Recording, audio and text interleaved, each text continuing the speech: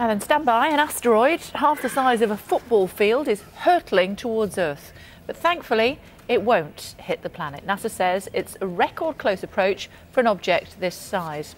Named 2012 DA14, the asteroid will come within 17,000 miles of Earth. To put that into perspective, the distance between London and Sydney, about 10,000 miles as the crow flies. The rock will pass inside the orbit ring of weather, communications, satellites and the International Space Station, which are a further 5,000 miles out to space. But NASA has been tracking its path and says there's no chance the asteroid will collide with the planet. It says it can accurately predict its course, and it's unlikely that even a satellite will be hit because there are very few in the area where it's going to pass. As far as asteroids go, it's fairly average in size, so you won't be able to see it with the naked eye. But if you're in Australia, Eastern Europe or Asia and you know where to look, with the right equipment, you could catch a glimpse of it as it whizzes past next Friday. Well, the astronaut Tom Jones joins us from Vienna in Fairfax County, Virginia. Tom, thank you for joining us on Sky News this afternoon. How concerned should we be, do you think? Well, we shouldn't be concerned at all about this passage of DA14 next Friday. It's just an example, though, of the shooting gallery that the Earth orbits through around the Sun every year. And so there is a hazard from us running into an asteroid in the future. It's going to happen someday. We just don't know when. And I think the challenge from this object and its close passage is to take advantage of that knowledge to expand our ability to track and find other objects that might threaten us in the future. And as an astronaut, when you're floating around in space, presumably you are much more vulnerable, are you? Well, cosmic debris, pieces of asteroids like DA14 and other ones, are whizzing through space all the time. And so one of the hazards that you do face on a spacecraft is being struck by a small piece of debris that might penetrate the pressure hull and decompress the cabin. So that is a risk factor for the International Space Station and for the old space shuttle. We had armored debris shields on the laboratory that my crew delivered to the space station back in 2001. So you plan for those impacts, and that's one of the hazards that we face in any kind of space travel. It's pretty small compared to the other hazards that are out there, but it's one that's always there, and you have to take measures to prevent catastrophe. Oh, how intriguing. What other hazards were you thinking of? Well, there's space radiation, of course, and there's also the temperature extremes in orbit. There are the medical or biological effects on your body from living in free fall. And then, of course, there's the risks associated with getting out of the atmosphere and into orbit with that immense release of chemical energy, and then the risks of re-entry. So micrometeoroid and debris strikes on spacecraft are equal while you're in orbit, probably to the risk from launch or the risk from landing. So it's a significant risk. And how difficult is it, or otherwise, to plot what route an asteroid will take? I believe that this particular one, NASA weren't even aware of until last year.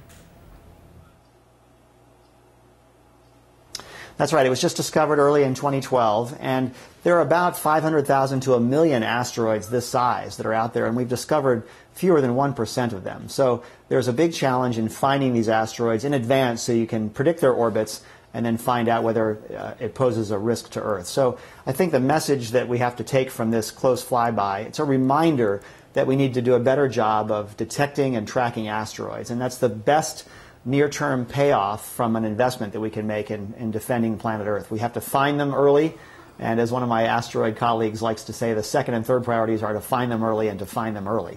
That's the key to defending planet Earth. Where do they come from?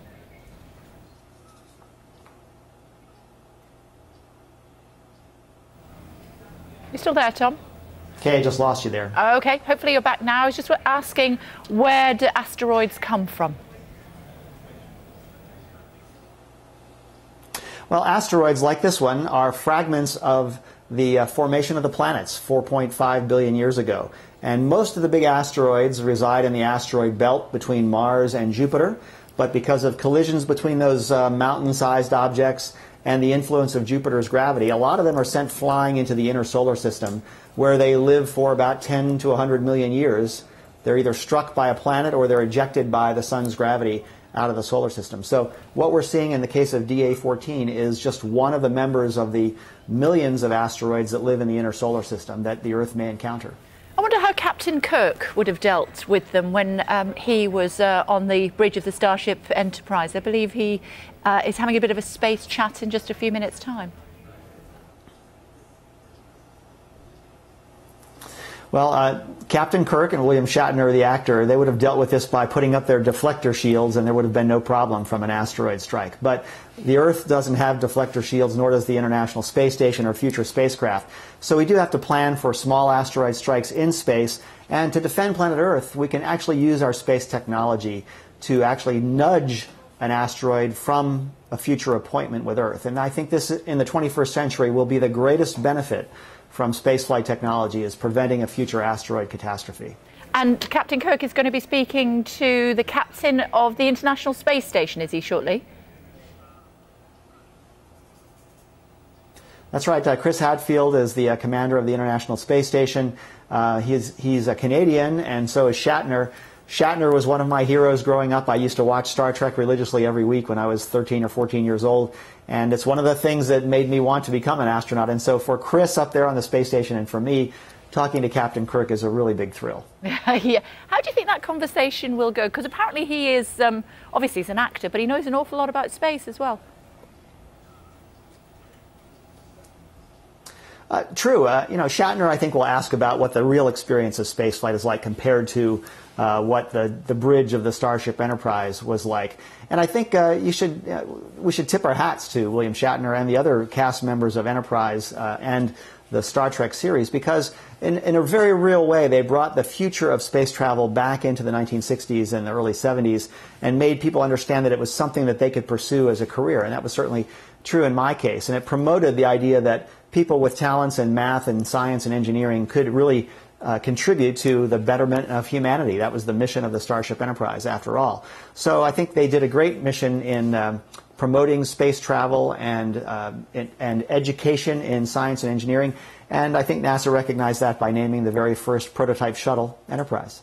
Indeed so. And Tom, do you have a standout moment from when you were in space? Oh, my standout moment in space, it had to be at the International Space Station, completing my last spacewalk and having a few minutes out in my spacesuit at the very bow of the spaceship and looking down at the Earth 200 miles below, looking out at the limitless distances in that black cosmos overhead and feeling so insignificant, but as a human being feeling so privileged that I was granted the opportunity to be out there in space at that moment, representing the U.S. and our international partners. And so it was a great moment for a human being and a wonderfully humbling experience to realize how big space is compared to what we try to do down here on Earth. Okay, Tom, it's great to talk to you. Tom Jones, astronaut. Let's take you to the International Space Station right now and hear from the commander. To be able to speak to you I'm so moved to be able to speak to you for this brief moment. So I want to ask you some questions that have some deep meaning to me. So let me start off right away. You're in the International Space Station, but you had to get there in a Russian vehicle. Are we, as America, fallen behind, or is this just a pause on our space program? The space business is an extremely difficult one, and I think the best way to answer that question is to look at history. We've never had regular access to space. We've had a space flight and then a landing, and then we review everything and make sure it's safe, and then we launch another one. And the shuttle was tremendously a successful vehicle, flying 135 times. But it's not like in between flights we could just count on the next one. Every one was really much the max level of effort that we could do. And so it went from Mercury to Gemini to Apollo to shuttle with many, many lulls in between. And the time it takes to build a new vehicle is quite long. So you could say we kind of lost our way in between every single launch. But in truth, that's not how it works. What it takes is an enormous effort of will and technical know-how to build a spaceship, and then to be brave enough to launch one because you risk lives every time you do. And we're just right now in between vehicles, much as we were after Mercury, after Gemini, after Apollo. We're just in the after shuttle era right now. But fortunately, because of international cooperation, we're not grounded. And this place is built by the world and very much put together with the United States as the foreman. And fortunately, we didn't have to abandon it as we did Skylab because we didn't have a vehicle or cooperation. Because of cooperation with other countries, people are here living and working. And the United States will build another vehicle, and that will come up here also. So it's by no means a lost way. It's just a natural path. I read that you have already volunteered to go on a Mars mission. Is that have any reality to it? And because of the nature of this brief time, let me add to that question. You volunteered to go, but isn't that a fearful operation? Isn't that fraught with such enormous difficulty and danger?